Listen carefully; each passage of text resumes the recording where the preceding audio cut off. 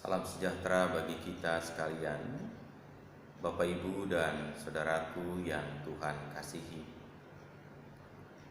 Kita jumpa lagi di tengah pekan ini untuk kembali mendengarkan Sabda Allah.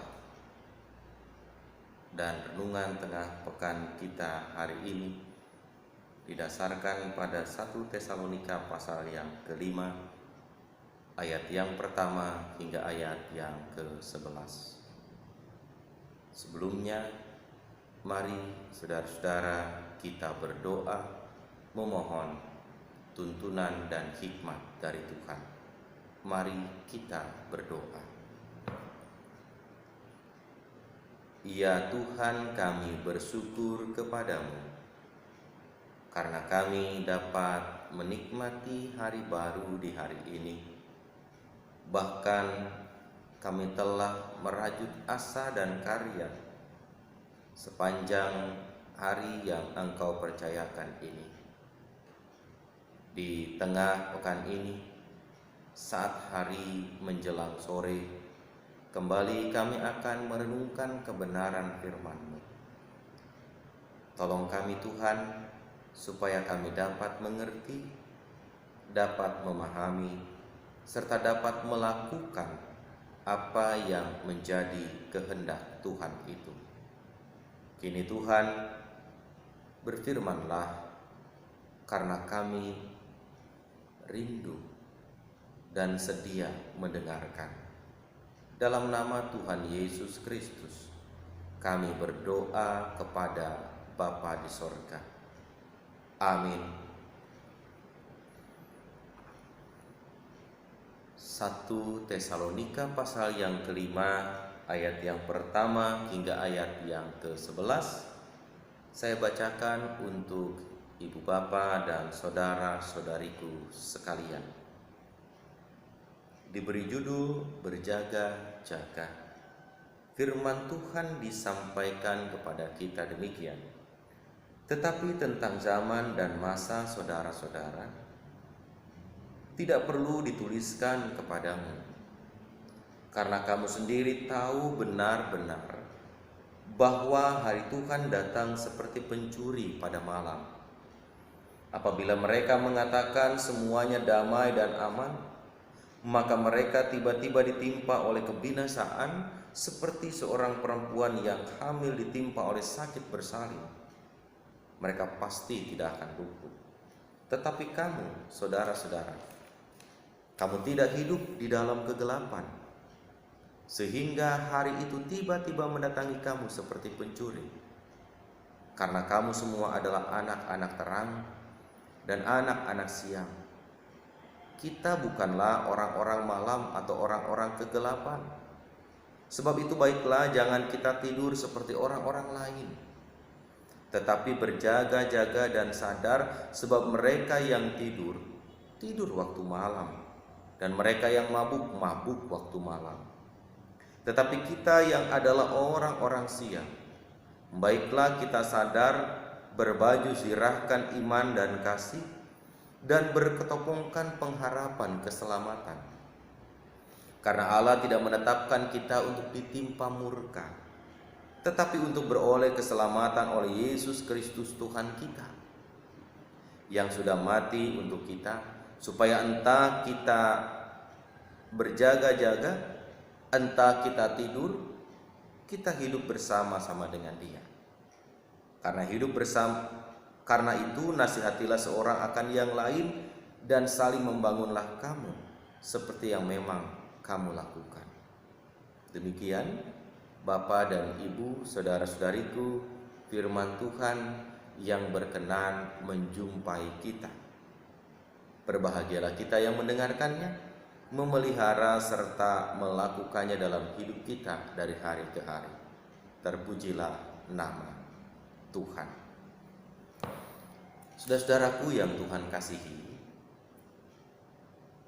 saat kita hendak beristirahat atau tidur di waktu malam, maka pasti apa yang menjadi peran dan tanggung jawab kita sebelum kita tidur, sebelum kita beristirahat pada waktu malam, itu akan kita lakukan terlebih dahulu. Ketika Tuhan mempercayakan kita harta dan benda, maka kita akan menyimpan itu baik-baik. Baik sepeda motor, ataupun kendaraan, ataupun yang lainnya, kita akan simpan baik-baik. Kita akan kunci baik-baik.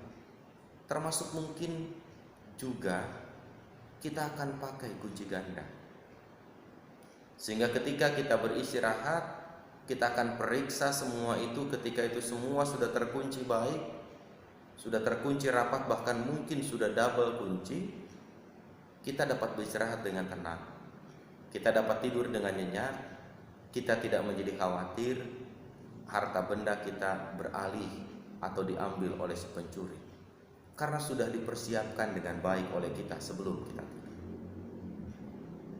Mengingat tidak ada seorang pun yang tahu bahwa ketika tidur dia akan terjaga dan terbangun, lalu kemudian memeriksa kembali apa yang menjadi miliknya itu. Artinya, saudara-saudara, kita akan waspada, kita akan berjaga-jaga supaya apa yang dipercayakan kepada kita itu tidak menjadi dicuri orang atau berpindah tangan. Demikian pula dengan kita, saudara-saudaraku yang Tuhan kasih, selaku umat percaya, selaku orang yang percaya kepada Yesus. Kita percaya bahwa melalui peristiwa baptisan kita dimateraikan untuk kemudian menjadi bagian yang terhisap dalam perjanjian kasih karunia Allah, dan kita berhak menjadi ahli warisnya. Namun kita harus sadar betul bahwa keterikatan dan keterhisapan kita sebagai warga kerajaan Allah tidak otomatis membuat kita bebas menjalani hidup dalam kebebasan, dalam artian sesuka hati kita. Tidak otomatis karena kita sudah terhisap dalam perjanjian kasih karunia Tuhan dan berhak menjadi ahli waris kerajaan Allah, lalu kita boleh dan diperkenankan mengisi kehidupan kita atau kehidupan yang Tuhan anugerahkan dengan sesuka hati kita.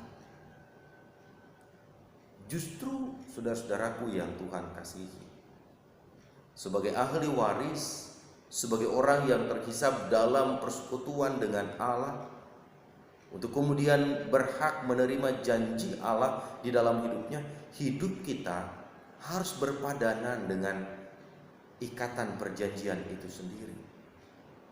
Dan oleh karena itu, apa yang kita jalani dalam hidup kita menjadi bagian yang seharusnya diarahkan dan ditujukan untuk benar-benar menunjukkan identitas dan jati diri kita sebagai ahli waris, sebagai warga kerajaan Allah, sebagai pribadi yang telah dimateraikan dalam perjanjian kasih karunia dengan Tuhan.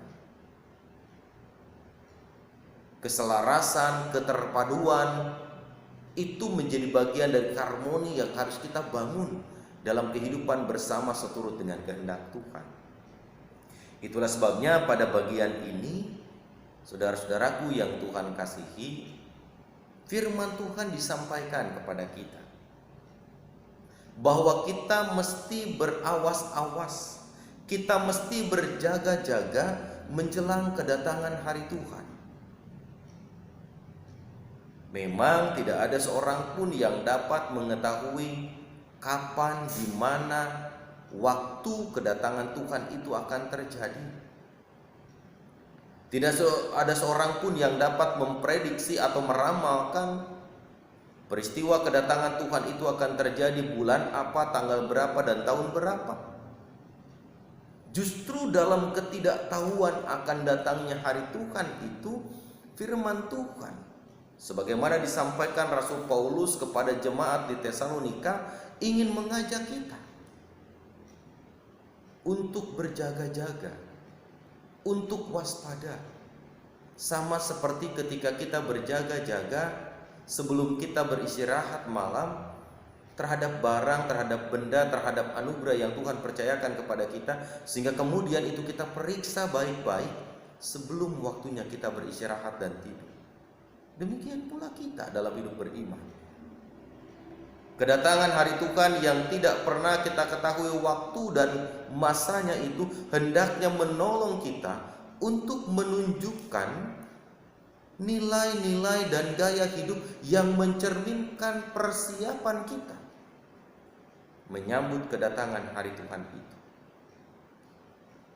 Bukan mengatakan, masih lama kok datangnya, masih nanti kok datangnya, sehingga sekarang bebas deh mengisi hidup mau seperti apapun. Hemat saya, firman Tuhan hari ini mengajak kita bukan gimana nanti, tetapi nanti bagaimana. Karena itu supaya nanti bisa terwujud, supaya nanti atau masa depan itu bisa menjadi bagian yang diraih, maka mesti dipersiapkan dari sekarang.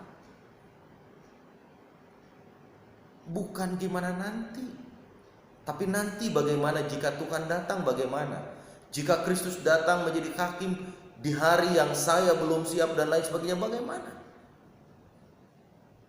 Tidak ada seorang pun yang bisa mengelak akan hari itu. Tetapi kalau sekarang itu sudah dipersiapkan dengan baik, sudah ditata dengan baik, sudah menjadi bagian yang diwaspadai oleh kita dengan memperlihatkan kualitas hidup, kualitas beriman yang betul-betul selaras dengan apa yang Kristus kehendaki, itulah persiapan kita.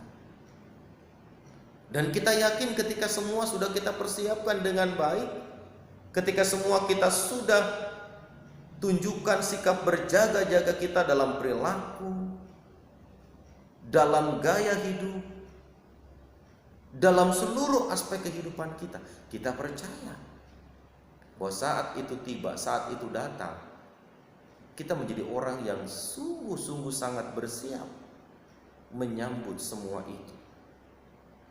Itulah sebabnya saudara-saudara, Bapak Ibu yang Tuhan kasihi, Rasul Paulus mengajak kepada kita betapa penting dan berharganya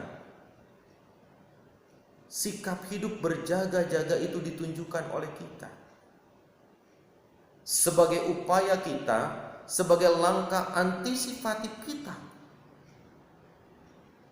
Kalau kita sudah mengantisipasinya, Bapak Ibu dan saudara-saudara, apa yang dikhawatirkan, apa yang ditakutkan bisa jadi tidak menjadi kenyataan karena kita sudah antisipasi. Seperti tadi, sebelum tidur, kendaraan kita kunci ganda, gerbang rumah kita kunci baik-baik, pintu rumah kita kunci baik-baik. Mungkin juga kita yang punya CCTV, kita nyalakan CCTV. Ketika semua langkah antisipasi itu sudah kita jaga, sudah kita tunjukkan, sudah kita perlihatkan, andaikan pun ada apa-apa, kita bisa mengetahuinya, minimal dari rekaman CCTV. Demikian pula hidup beriman kita. Kalau kita sudah mempersiapkan diri dengan baik, sudah mengisi ruang dan kesempatan yang Tuhan percayakan dengan nilai-nilai kehidupan yang mencerminkan kehadiran kita sebagai anak-anak terang yang memperlihatkan nilai-nilai kehidupan yang berkenan kepada Tuhan, kita percaya saatnya Tuhan datang untuk yang kedua kali, kita tidak menjadi gentar, kita tidak akan menjadi takut, kita tidak akan menjadi orang-orang yang lari dan bersembunyi oleh karena banyaknya pelanggaran, banyaknya tindakan dan perbuatan kita yang tidak menyenangkan Tuhan. Itulah sebabnya firman Tuhan yang disampaikan oleh Rasul Paulus kepada jemaat di Tesalonika ingin mengingatkan kita. Kesempatan kita untuk hidup saat ini adalah kesempatan untuk menjadikan diri kita sebagai anak-anak terang yang mencerminkan perilaku hidupnya, mencerminkan diri sebagai orang-orang terang. Jangan kita menjadi lalai karena itu. Karena ketika kita lalai, ketika kita mengabaikan kehadiran diri kita sebagai anak-anak terang, bisa jadi saat Kristus datang kita tidak mendapatkan bagian terbaik yang Tuhan janjikan sendiri di tengah kehidupan kita sebagai orang percaya. Karena itu, mari kita perhatikan tingkah langkah kita sebagai bentuk antisipatif kita. Apakah itu sudah selaras dengan apa yang Tuhan mau? Mari kita perhatikan juga kualitas kehidupan beriman kita. Apakah firman Tuhan yang kita dengar, yang kita renungkan bersama-sama, yang mengajarkan kita untuk saling membangun, untuk saling menasehati, untuk saling mengasihi satu dengan yang lain, sungguh-sungguh menjadi bagian yang sudah kita praktekkan dan kita tunjukkan dalam perjalanan hidup kita? Apakah kita sebagai anak-anak terang benar-benar mencerminkan perilaku hidup sebagai anak terang? Saudara-saudara yang Tuhan kasihi, pertanyaan-pertanyaan tadi patut menjadi bagian dari refleksi kita bersama. Mengapa? Karena kita percaya, kita ingin hidup untuk dapat menikmati janji Tuhan kelak. Kita ingin hidup yang kita jalani sekarang, realitas yang kita jalani sekarang, pada akhirnya itu dapat berbuah indah saat hari kedatangan Tuhan yang kedua kali. Oleh karena itu, dengan meminjam apa yang disampaikan oleh Mahatma Gandhi, bahwa masa depan itu sekarang dan bukan nanti, hemat saya, apa yang disampaikan Paulus kepada saudara-saudara di Tesalonika menjadi bagian yang seharusnya mengingatkan dan menyadarkan kita bahwa masa depan hidup kita kekal harus dimulai dari sekarang. Masa depan kita untuk menyambut sukacita kekal, menikmati janji Allah, itu harus dimulai dari sekarang. Sekaranglah waktunya.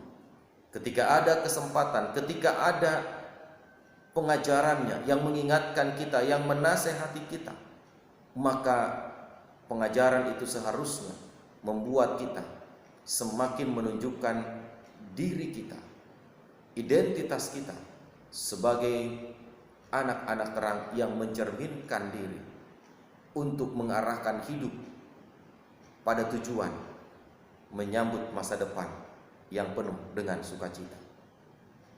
Jika kita mau menyambut masa depan yang baik, maka mulailah yang baik dari sekarang, yang justru itu pada akhirnya sejalan dengan harapan dan keinginan kita. Jika kita ingin masa depan kita cerah dan ceria, penuh dengan kebahagiaan, maka semai dan taburlah sesuatu yang mendatangkan kecerahan dan keceriaan dari sekarang. Karena kita percaya, ketika kita mampu menabur yang cerah, yang ceria, yang mendatangkan kebahagiaan dari sekarang, itu jugalah kelak pada akhirnya yang dapat menjadi tuaian kita. Nasihat Paulus kepada saudara-saudara di Tesalonika menjadi nasihat kita. Berjaga-jagalah, karena Tuhan akan datang untuk yang kedua kali. Tunjukkanlah sikap berjaga-jaga kita dengan memperlihatkan kualitas hidup pribadi, kualitas hidup beriman, kualitas hidup dalam keluarga, bahkan di tengah masyarakat, yang mencerminkan kualitas hidup kita sebagai anak-anak terang. Tuhan menolong dan memberkati kita. Amin. Mari kita berdoa. Terima kasih untuk firman-Mu ya Tuhan, yang mengajar kami untuk menyambut dan mempersiapkan masa depan sejak saat ini. Masa depan hidup yang kekal sebagaimana yang menjadi janji Tuhan harus kami awali dengan kami menata kualitas hidup kami saat ini seturut dan sesuai atau sepadan dengan apa yang menjadi harapan kami. Tuntun kami Tuhan supaya dapat melakukannya dan memperlihatkannya seturut kehendak Tuhan. Dalam nama Yesus kami memohon. Amin.